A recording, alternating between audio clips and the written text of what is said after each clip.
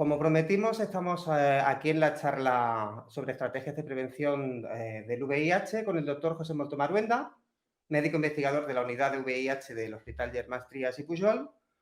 Primeramente nos vamos a presentar desde la asociación Gay Sitges Link. Somos el referente en Sitges del colectivo LGTBQ+, y este año hemos puesto en funcionamiento el servicio de la prueba rápida de VIH y sífilis, cosa que ha costado bastante conseguir de parte de las instituciones públicas, y lo estamos poniendo en marcha. Creemos que este año, con el tema de la pandemia del COVID-19, el tema del VIH tal vez ha perdido protagonismo, pero todo hay que decir que la lucha continúa, que seguimos haciendo muchísimas cosas, tanto desde la asociación como de parte de todo el colectivo. Y total, que han habido muchísimos avances este año. Han habido avances en temas de prevención, han habido avances en temas de vacuna, y quién mejor que el doctor Pepe Moltó para presentarnos esos avances y esas nuevas estrategias de prevención. Sin más, os presento a José Moltó. Hola, buenas tardes a todos. Como me ha presentado José Manuel, soy Pepe Moltó. Muchas gracias por haberme invitado a estar aquí con vosotros y voy a hablar de algunas estrategias de prevención de la infección por el VIH. Estos son mis conflictos de intereses.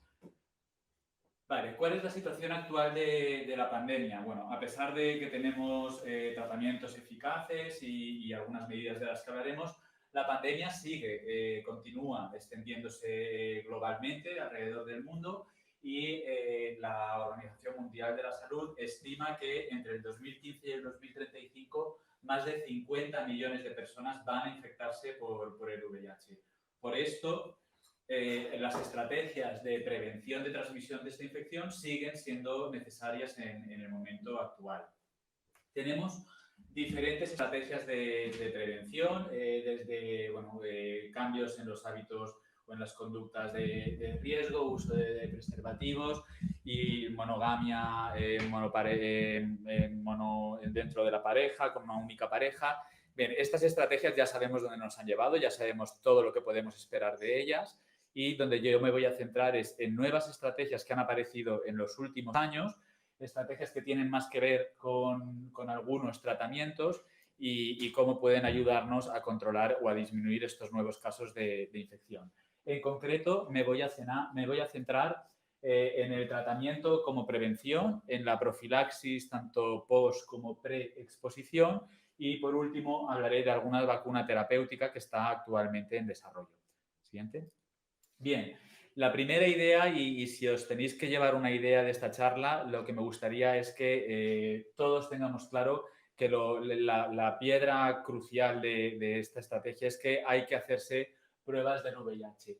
Cerca del 20% de las personas que están infectadas por el VIH no son conscientes de esta infección y, por tanto, ni se pueden cuidar ellos mismos y además están transmitiendo la infección a otras personas. En nuestras consultas es habitual que cerca de la mitad de las personas que vienen por primera vez con infección por VIH aparezcan en estadios más tardíos de la infección, y hemos perdido unos años en los que podríamos haber trabajado por la salud de ese paciente y también para evitar las infecciones del colectivo. Por tanto, es importantísimo testarse y empezar el tratamiento tan pronto como sea posible. ¿Por qué este inicio rápido del tratamiento? Pues porque esta es la primera estrategia de prevención de la que os quería hablar. El tratamiento con prevención, o el treatment as prevention en inglés. ¿Qué significa esto? Cuando empezamos tratamiento antirretroviral en una persona que tiene la infección por VIH, vamos a controlar la multiplicación del virus, su cantidad de virus en la sangre va a disminuir rápidamente hasta llegar a estar en niveles que decimos indetectables, y sabemos que cuando una persona está indetectable no va a transmitir la infección a sus parejas sexuales, ¿vale? Es lo que en inglés se ha llamado undetectable equal to untransmittable o indetectable igual a intransmisible. Siguiente. Este es un concepto que ya lleva unos años, ¿vale? Y de hecho ha contribuido a disminuir la prevalencia de la incidencia de nuevas infecciones en diferentes ciudades, incluyendo nuestro medio. Este gráfico es un gráfico de Canadá, de la Columbia Británica. Aquí tenemos, en el eje de las X, tenemos representados los años y vemos cómo según se han ido implementando estrategias de cribado masivo e inicio de tratamiento antirretroviral rápido, vemos como el número de personas en tratamiento ha aumentado, está representado por la línea azul, y esto se ha seguido de un descenso de los nuevos casos de infección a lo largo de los años, representado por la línea roja.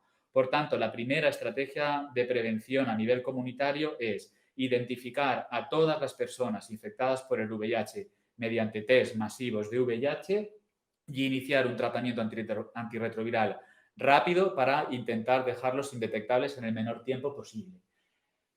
Siguiente. Otra estrategia de prevención es lo que llamamos la profilaxis post-exposición. ¿En qué consiste esto? Consiste en que yo, que soy VIH negativo, si me he expuesto al virus, pues porque he tenido una relación sexual y no he usado preservativo, porque se ha roto el condón, yo he estado expuesto al virus, puedo tomar un tratamiento que sea capaz de bloquear la posibilidad de que ese virus pueda infectarme. Es importante, ese tratamiento consiste en una combinación de medicamentos que hay que tomar durante 4 semanas, y lo más importante aquí es que debe iniciarse en las primeras 72 horas después de la exposición. Pasadas 72 horas ya no podemos hacer nada, y dentro de esas 72 horas, cuanto antes lo empecemos, mejor. Por tanto, realmente hay unas horas que pueden significar un cambio en tu vida, y esto es una emergencia médica, y si esto ocurre hay que ir a un servicio de urgencias y pedir ayuda. La siguiente estrategia iría encaminada no a prevenir la infección una vez ya me he expuesto al virus, sino yo ya sé que me voy a exponer a este virus, ¿vale? Y que esto lo hago con cierta frecuencia, y entonces lo que puede funcionar mejor en mi caso es hacer una profilaxis pre-exposición, antes de exponerme. Es lo que muchos habréis oído en los medios como la PrEP. ¿En qué consiste? Consiste en tomar un comprimido de 2 medicamentos antirretrovirales en 2 formas. Normalmente se toma diariamente, pero también hay otra forma de la que hablaremos luego. Y esta estrategia está demostrado que disminuye las tasas de infección en más del 90%. Siguiente. Estos son datos de algunos ensayos clínicos donde se ha confirmado la eficacia de esta estrategia. También hay datos de vida real, pero lo que me gustaría que os fijarais es que si veis las tasas de eficacia, veis que disminuye las tasas de infección en cerca de un 90%. Aquí dice si hay niveles de fármaco detectable. Esto significa que cuando analizamos la sangre de estas personas, realmente hay medicamentos porque lo están tomando regularmente. Y veis que las tasas en general son mucho más bajas. ¿Por qué? Pues porque hay que ser constantes, hay que tomar esta medicación todos los días, porque si no vamos a perder la eficacia de esta estrategia y no vamos a obtener los beneficios que esperamos de ella. Siguiente. Por tanto, la buena noticia es que la PrEP funciona, pero funciona cuando la tomamos. Si no la tomamos correctamente, pues vamos a tener una pérdida de eficacia. No es necesario, realmente sabemos que no es necesario tener un cumplimiento absoluto del 100% de todas las dosis, y que con algunos olvidos, incluso con algunos olvidos, la PrEP sigue funcionando. Pero es deseable que sea lo más regular posible. Hay otra modalidad, ¿vale?, para las personas que no quieren tomar PrEP diariamente, que es la que se ha llamado PrEP on demand. Esto significa que si yo voy a estar expuesto al VIH de forma puntual, pues porque yo sé que este fin de semana voy a quedar con unos amigos o voy a hacer unas fiestas o lo que sea, yo puedo planificarlo y puedo coger y decir, bueno, pues antes de tener la relación sexual, en las 24 horas previas a tener la relación sexual, voy a tomar 2 comprimidos y después voy a tomar otro comprimido a las 24 horas y otro a las 48 horas. Es lo que se llama la PrEP a demanda. Esta modalidad puede tener sentido cuando las exposiciones son puntuales. Si esto ocurre con cierta frecuencia, pues quizá la modalidad de PrEP diaria se ajusta mejor a las características de esa persona. Siguiente. Sabemos que esta modalidad de PrEP, la PrEP a demanda, también funciona. Sabemos que puede reducir las tasas de infección hasta en un 86%, ¿vale? Aquí en este gráfico veis la tasa de infección en este estudio entre los que recibían PrEP a demanda en la línea azul o los que recibieron placebo en la línea roja, y menos personas se infectaron cuando estuvieron tomando la PrEP, incluso en esta modalidad intermitente. Siguiente. Hay, entre los detractores de la profilaxis preexposición es que, bueno, pues el disponer de estas medidas puede llevar a que nos relajemos, a que usemos todavía menos los preservativos y a que esto pueda llevar a un aumento de la frecuencia de enfermedades de transmisión sexual. Aquí veis datos de Cataluña, como en los últimos años el número de casos de sífilis, de infecciones por gonococo o por clamidia han ido aumentando de una forma considerable. Y, bueno, hay quien culpa de ello en parte a la PrEP, hay quien, por otro lado, piensa que estamos esforzándonos más en diagnosticar a estos pacientes. De hecho, una de las consecuencias beneficiosas que podría tener la PrEP es que estas personas entran en programas de diagnóstico precoz de infección por el VIH y también de otras enfermedades de transmisión sexual. Por tanto, les hacemos muchos más test, diagnosticamos estas infecciones incluso cuando no se tienen síntomas, nos permite poner un tratamiento y también cortar la transmisión de estas infecciones de transmisión sexual, lo que también podría contribuir al control de este problema de salud a nivel comunitario. Siguiente. Y por último, me gustaría hablar de la vacuna del VIH. La vacuna del VIH es algo que hemos buscado y hemos deseado desde hace décadas. Se han invertido muchos esfuerzos en tener una vacuna capaz de prevenir las infecciones por el VIH. Ha habido, como digo, algunos intentos, pero ninguno de ellos ha conseguido demostrar una eficacia de esta vacuna. Siguiente. ¿Esto por qué ha sido? Porque el VIH es un virus con mucha plasticidad, ¿vale? Si comparamos nuestra variabilidad genética con la del VIH, nuestra variabilidad genética es relativamente baja, de un 0,1%. Y esto explica todas las diferencias que hay entre los seres humanos del mundo, los blancos, los negros, los asiáticos, etcétera. Todo esto está explicado solo por un 0,1% de variabilidad en nuestros genes. ¿Qué ocurre? Si nos vamos a todos los virus, todas las cepas de VIH que están circulando a nivel mundial, vemos que su variabilidad genética llega hasta un 30%, es decir, es 300 veces la nuestra. ¿Qué implicaciones tiene esto? Nos va a costar mucho que una vacuna sea capaz de cubrir, de dar cobertura a todos esos virus tan diferentes a nivel global, a nivel mundial. Por eso, siguiente, hay algunas estrategias que están intentando desarrollar vacunas que den una cobertura global a este problema. Y una de estas estrategias es construir mosaicos. ¿Qué es un mosaico? Imaginaros al virus como que tiene una serie de componentes, vamos a decir proteínas, ¿vale? En diferentes posiciones. Coger los virus que hay a nivel mundial y estudiar en cada posición cuál es la característica más frecuente. Por ejemplo, en este esquema os he puesto 6 virus diferentes, ¿vale? Y vemos que en la posición 1 lo más frecuente es el cuadrado azul y el cuadrado rojo. Por tanto, en nuestro mosaico siguiente, lo que haremos es seleccionar estas dos, cuadrado azul, cuadrado rojo. Pasaremos a la siguiente posición. Aquí lo más frecuente es el rombo azul y el rombo rojo. Eso es lo que pondremos en nuestra vacuna mosaico. Siguiente. Y así sucesivamente con cada una de las posiciones. Con esto, ¿qué es lo que vamos a construir? Vamos a construir una vacuna que en cada posición cubre a la mayor parte de los virus que están circulando a nivel mundial. El virus puede cambiar una posición, puede cambiar dos, pero lo que no podrá es cambiar completamente todas las posiciones, porque eso dará lugar a un virus aberrante que está conducido a extinguirse. Y con esta vacuna se ha conseguido dar cobertura a más de un 90% de las cepas virales que están circulando globalmente alrededor del mundo. Siguiente.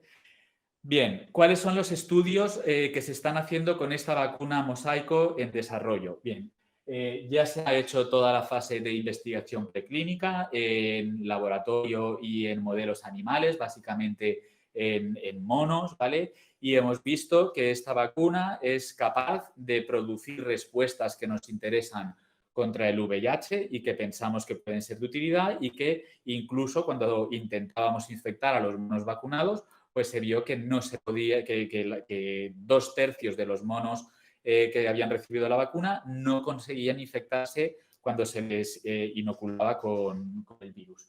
Bien, de ahí pasamos a los estudios en humanos, ¿vale? Que esos estudios que ahora vemos con el coronavirus en las noticias de fase 1 y 2 y de fase 3. Los estudios de fase 1 y 2 de esta vacuna ya están completados. En estos estudios se ha visto que esta vacuna es segura, no produce más efectos secundarios que los que pueda producir la vacuna de la gripe que nos ponemos cada año y además que es inmunogénica. Esto quiere decir que esta vacuna produce las respuestas que buscamos contra el VIH, ¿vale?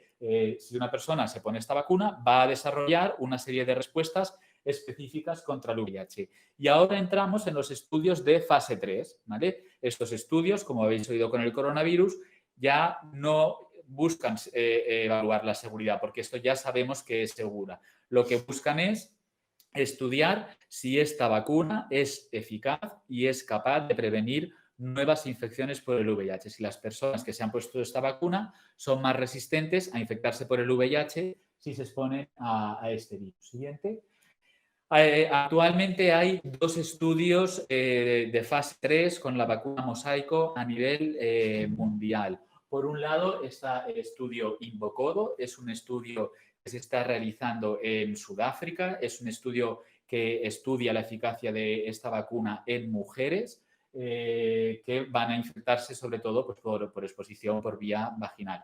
Es un estudio en el que ya se ha completado la inclusión de mujeres. Más de 2.500 están en la fase de seguimiento. Son estudios que tienen un seguimiento largo de más de 2 años y, bueno, y se trata de esperar y ver la eficacia de la vacuna en este escenario. El otro estudio que se está realizando es el estudio Mosaico. Es un estudio que se está realizando en Europa, en Estados Unidos y en algunos países de América Latina.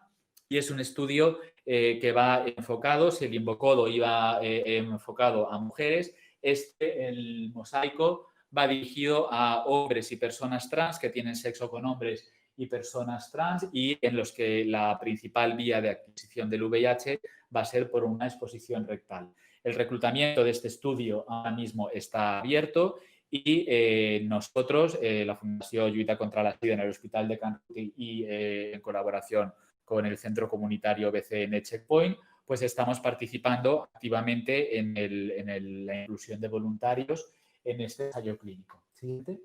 Estos son los países que participan en el estudio Mosaico a nivel mundial. Como os decía, hay varios países europeos y otros del continente americano.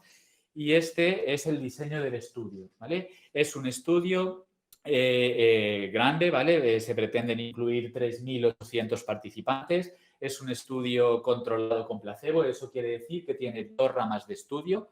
El que asignarse a una rama o a la otra es aleatorio, es al azar, ¿vale? Los participantes que estén asignados a la rama de vacuna recibirán 4 dosis de vacuna durante un año y los de la rama de placebo recibirán 4 dosis de placebo durante un año. Todo exactamente igual. Además, será un estudio doble ciego donde ni el participante ni nosotros sabremos qué se está administrando hasta que no acabe el estudio y entonces podremos abrir el ciego.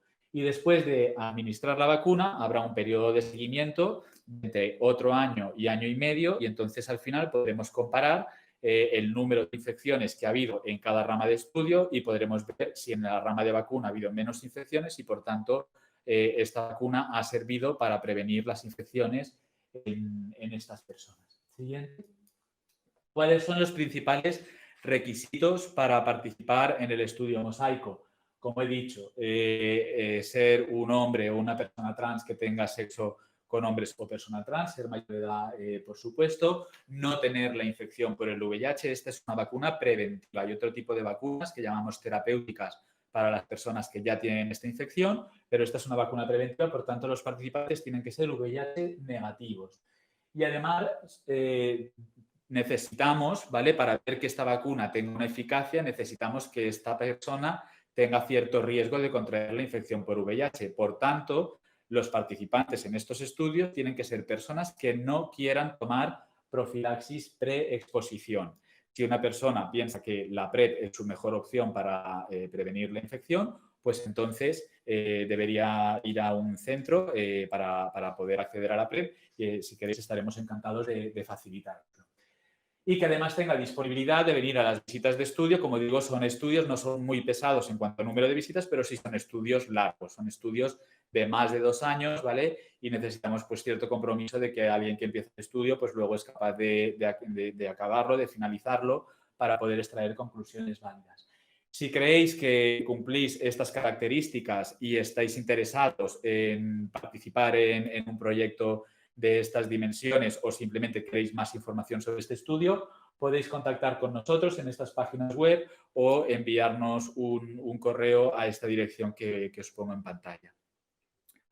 Por tanto, para resumir, actualmente tenemos distintas opciones de prevención de la infección por el VIH, pasando por el tratamiento rápido y la detección del mayor número de infecciones posibles. La profilaxis posexposición, por favor, recordar que la ventana de tiempo en la que esta estrategia es eficaz es corta y que si creemos que necesitamos una profilaxis posexposición hay que correr y hay que ir a un servicio de urgencias.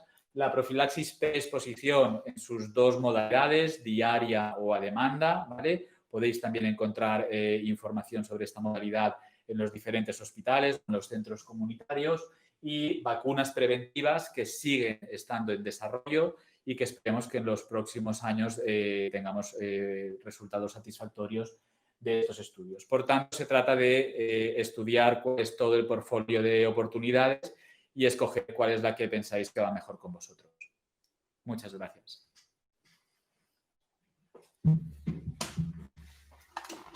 Bueno, pues como dijimos, ahora hay turno abierto de preguntas.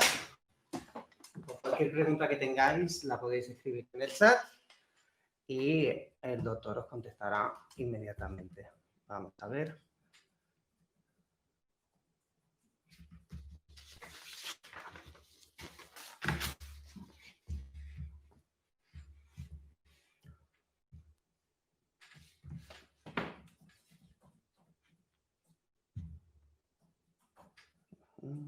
Bueno, mientras esperamos a que haya alguna pregunta, te hago yo una. ¿Qué formas hay de tomar la PrEP? Aparte de, o sea, ¿cuál sería el protocolo para tomarla? Bueno, el protocolo para tomar la PrEP es importante ir a un centro que tenga experiencia en el suministro de PrEP. No simplemente es dar una pastilla y ya está. Las personas que quieren empezar a tomar PrEP hay que testarlas para VIH para no cometer el error de empezar PrEP a una persona que ya está infectada. Esto sabemos que puede tener consecuencias negativas para su futuro, y también hay que hacer exámenes de otras enfermedades de transmisión sexual. Una vez que se empieza la profilaxis preexposición, están las 2 modalidades, la modalidad diaria y la modalidad intermitente.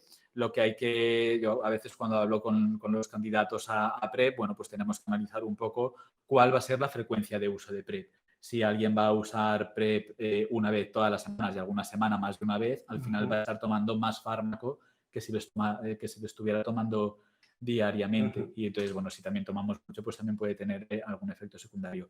Y después hay que hacer un seguimiento estrecho, ¿vale? Tanto de infección por VIH como de otras enfermedades de transmisión sexual. Asumimos que las personas que toman PrEP tienen un riesgo de VIH y de ITS mayor que el de la población general, y es muy importante, por lo que decía, diagnosticar los casos asintomáticos, tratarlos y cortar la cadena de transmisión.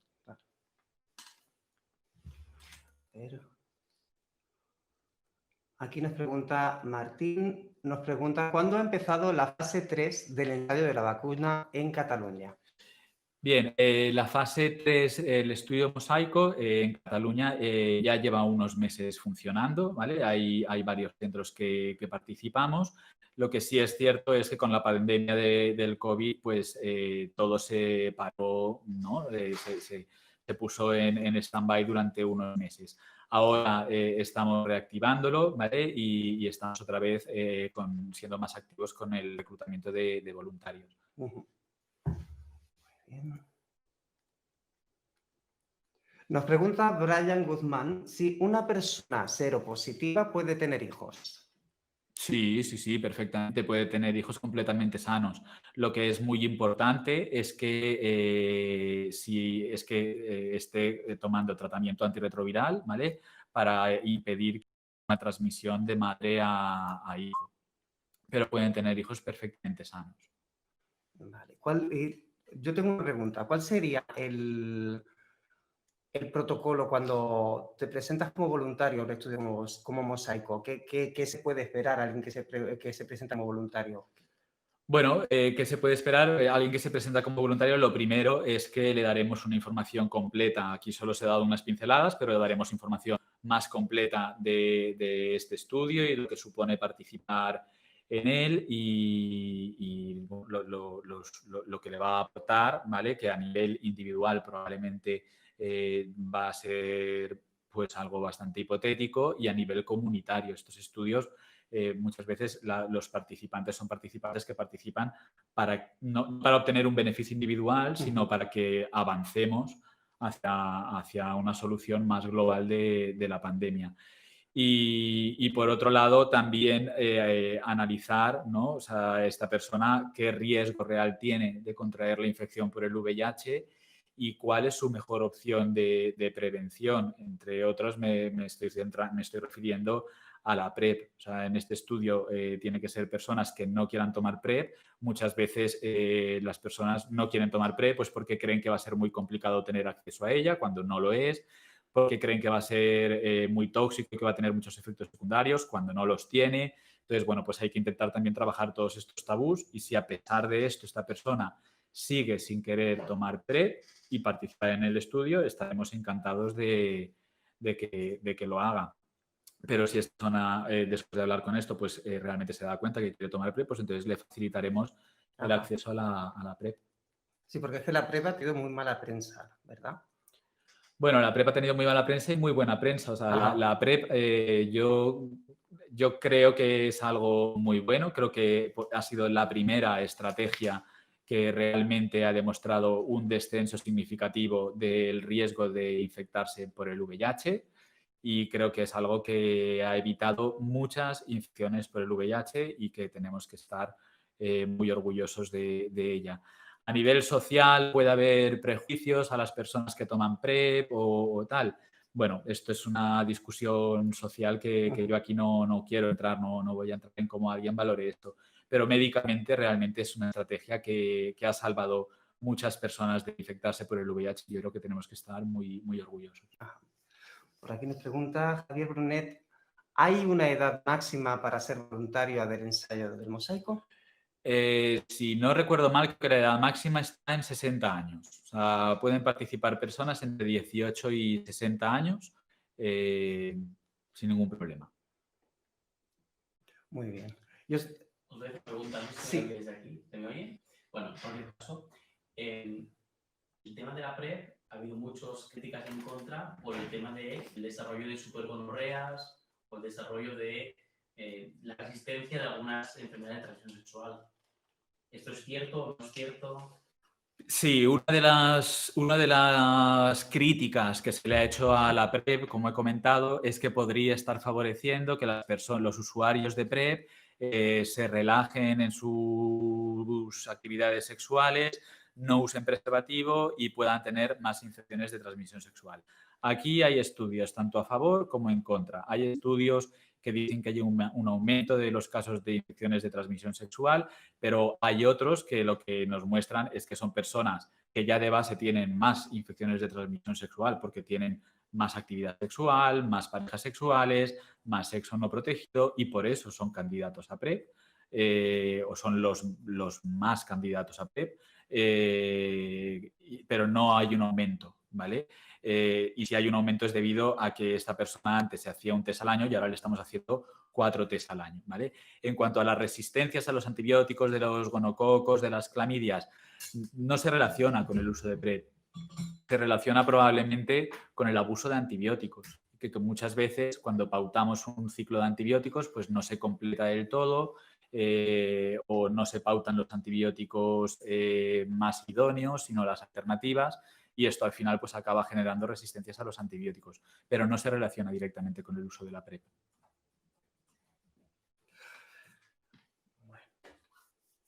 Y mientras tanto, una pregunta que se me ocurre a mí también. ¿El estigma del VIH, cómo crees que está ahora, al día de hoy, de cara pues, a nuevos infectados, etcétera, etcétera? ¿Cómo es ese primer contacto con vosotros? ¿Cómo Bueno, habéis visto la evolución en el tiempo? a ver, la evolución en el tiempo, el estigma ha mejorado mucho. O sea, ha mejorado, yo recuerdo hace años, el VIH era una enfermedad a la que, o el SIDA, porque era el SIDA, era una enfermedad a la que la gente tenía miedo, literalmente miedo, y además había desconocimiento de las formas de transmisión. Entonces, pues bueno, tocar a una persona con infección por VIH o darle un beso o compartir pues no sé, un tenedor en un restaurante, pues podía ser muy traumático para las personas que no conocían esto. Afortunadamente esto ha cambiado, o sea, creo que esto pues lo hemos superado, pero el estigma sigue estando ahí. O sea, tenemos que ser honestos y las personas sigue siendo una enfermedad que uno no puede decir abiertamente tengo esto y esperar que la sociedad no reaccione como si dijera, pues no sé, tengo un catarro o tengo un infarto de miocardio. O sea, es una enfermedad o es una infección con la que sigue habiendo estigma. Creo que tenemos que seguir luchando por ello. De hecho, la Organización Mundial de la Salud, los objetivos siempre de la OMS para el control de la infección por VIH eran el 90-90-90, 90% de las personas que tienen la infección diagnosticadas, de estas el 90% en tratamiento y de estas el 90% indetectable. Pues bien, desde hace unos años la OMS añade un cuarto 90, que es 90% sin estigma, que es algo realmente que es muy importante y que hay que tener en cuenta. Mira, Joan Parellada nos pregunta, al margen del condón y tratamientos, ¿qué precauciones hay que tener para evitar contagios? Bueno, a ver, podemos tener desde más estrategias más conductuales, como puede ser el uso más sistemático del preservativo, el control de otras enfermedades de transmisión sexual. Sabemos que cuando una persona tiene herpes, sífilis, clamidia, gonorrea, la inflamación que hay en el tracto genital hace que esa persona sea tanto más probable que infecte como más probable que le infecte. Es importante diagnosticar y tratar otras enfermedades de transmisión sexual y actualmente vuelvo otra vez. Yo creo que la estrategia que más ha demostrado ser capaz de reducir el número de infecciones es el uso de la PrEP en las personas que sean buenas candidatas para ello. Vale, nos pregunta Brian que si el uso de la PrEP es solo para hombres que tienen sexo con hombres. No, esta es muy buena pregunta, ¿vale? Yo me he centrado en los estudios que van dirigidos a hombres que tienen sexo con hombres, pero también se han hecho estudios de PrEP en mujeres y también ha demostrado que es capaz de disminuir las tasas de transmisión. Incluso en mujeres se están intentando otras formas de PrEP, que es mediante anillos vaginales. Sabéis que hay anillos vaginales que llevan hormonas anticonceptivas y se está tratando de combinar estas hormonas anticonceptivas con medicamentos que impidan la infección por el VIH. Por tanto, es muy buena pregunta. La PrEP también es para las mujeres. ¿Y el sexo oral es una práctica de riesgo? Una pregunta muy recurrente siempre. Sí, el sexo oral es una práctica de bajo riesgo, pero no es una práctica exenta de riesgo. Bueno, podemos tener una ulcerita en la boca que no nos molesta y esto puede ser una puerta de entrada, podemos tener problemas de encías o, bueno, yo tengo pacientes que aseguran que ellos siempre han mantenido relaciones anales con preservativo, tanto cuando han sido activos como cuando han sido pasivos y por exclusión solo deja el sexo oral como posibilidad de contagio. Por tanto, es una práctica de riesgo, no es una práctica de alto riesgo, ¿vale? Bueno, es una práctica que puede tener un riesgo menor, pero no un riesgo cero. Luego ya, a título personal, me gustaría hacerte una pregunta. Allí en el Hospital Germán Trias y Pujol, ¿vale? Tenéis muchísimos casos de gente desde hace muchísimos años. Estamos viendo que a nivel psicológico, gente VIH positiva, mayor, que tuvo una infección hace 20 años cuando que te diagnosticaron un VIH podía significar la muerte segura realmente. Esta pandemia del COVID les está refrescando aquella memoria y lo están pasando bastante mal. ¿Lo estáis notando vosotros allí? Sí, sí, es cierto. O sea, esta pandemia nos está afectando a todos, pero especialmente hay una población que, bueno, pues vivió unos momentos muy duros, que vio la muerte de muy cerca y que vivió un aislamiento muy importante por el estigma del que hablábamos antes y que ahora esto, pues, en cierto modo, le recuerda aquella situación, ¿no? Y bueno, y toda la situación traumática que vivieron entonces pues la vuelven a revivir. Y sí, sí, estamos viendo casos Ujú. de personas con ansiedad o con depresión y por este motivo. Ajá. ¿Y qué le dirías? ¿Qué soléis aconsejar? ¿Qué estrategias Bueno, para poder lidiar con ello? afortunadamente en nuestra unidad tenemos un equipo de psicólogos y de terapeutas y los podemos derivar. No todo el mundo que tiene, ¿no? que tiene cierta ansiedad o pues necesitamos de ir a un psicólogo o un terapeuta. Pues hay algunos que, bueno, simplemente teniendo una charla, muchas veces simplemente el que estas personas puedan sacarlo fuera y lo puedan verbalizar y puedan expresar pues, ¿no? O sea, ¿no? Su disconformidad con la situación actual. Bueno, pues ya muchas veces es terapéutico, Ujú. otras veces no es suficiente, desde luego, y yo creo que aquí la ayuda profesional es bastante recomendable. Ajá. Vale. Nos preguntan si es tan eficaz la PrEP puntual como la PrEP regular. En principio, sí. Hasta donde yo conozco, no hay estudios que se hayan comparado directamente una y otra modalidad de PrEP, pero en los estudios que se han hecho por separado, la disminución de las tasas de infección ha sido muy similar, ¿vale? Por tanto, yo diría que sí, que son igualmente eficaces. Lo que es importante es esto, es individualizar, ¿vale? Y cuando tenemos a alguien que nos pregunta por PrEP, pensar en cuál es la modalidad que mejor se va a adaptar a su conducta sexual, ¿no? a sus prácticas sexuales en ese momento concreto, porque la PrEP no es algo que sea definitivo para siempre. O sea, yo puedo hacer PrEP este mes porque estoy de vacaciones y después dejarlo porque vuelvo a mis rutinas, o puedo hacerlo estas semanas porque voy a estar, pues no sé, en el circuit y luego retomarlo otros meses después y puedo hacerlo así. O sea, no es que digas, es que un usuario de PrEP va a tomar PrEP y va a tomar PrEP siempre. O sea, la PrEP hay que intentar identificar cuándo es necesaria y cuál es la mejor modalidad. De acuerdo. Bueno, creo que si no hay más preguntas, vamos a hacer una pequeña pausa porque ahora a las 7 comenzaremos... La mía larga, la tuya. Ay, perdón, que hay una pregunta más y no la he visto. Vale. Sobre el estudio mosaico, las personas que participarán en el estudio, además de no tomar la PrEP, ¿tienen que ser personas que practiquen sexo sin preservativo de manera regular? Sí, uno de los que parece paradójico y voy a intentar explicarlo.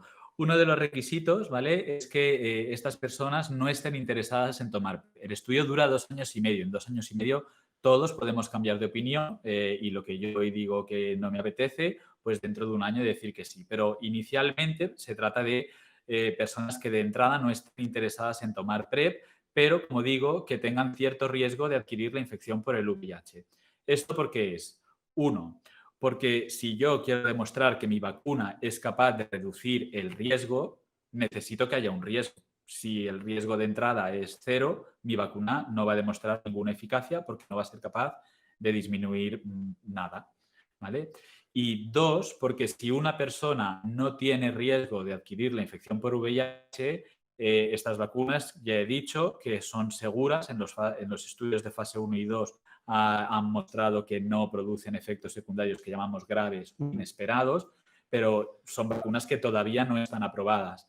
Si producen algún beneficio individual, que no se sabe, para esto se hace el fase 3, este beneficio serían las personas con riesgo de contraer la infección por VIH. En una persona sin riesgo, lo que estaríamos es exponiéndolo a una vacuna que todavía no está aprobada y no va a obtener ningún beneficio individual. Por tanto, sí, tienen que ser personas que habitualmente no usen preservativo y que no, y por eso tengan un riesgo de tener la infección por el VIH, pero que no quieran usar PrEP. ¿Por qué? Porque si utilizan la PrEP, entonces lo que estoy haciendo es que su riesgo que estaba aquí lo voy a bajar, con lo cual ya estoy a riesgo muy bajo y mi vacuna no va a demostrar ninguna eficacia. Bueno, pues si no hay más preguntas de momento, vamos a hacer una pequeña pausa, que ahora a las 7 empezamos con la charla, pero en inglés, ¿de acuerdo? Muchísimas gracias a todos por ver nuestra charla, gracias al doctor José Moltó por su aporte. No, muchas gracias a vosotros. Muchas gracias a vosotros. Importantísimo, Siempre. sobre todo para que vayamos recordando que la lucha continúa y que tenemos que dejar de lado todos los estigmas y la investigación continúa. ¿De acuerdo? Muchísimas gracias a todos y nos vemos en un ratito.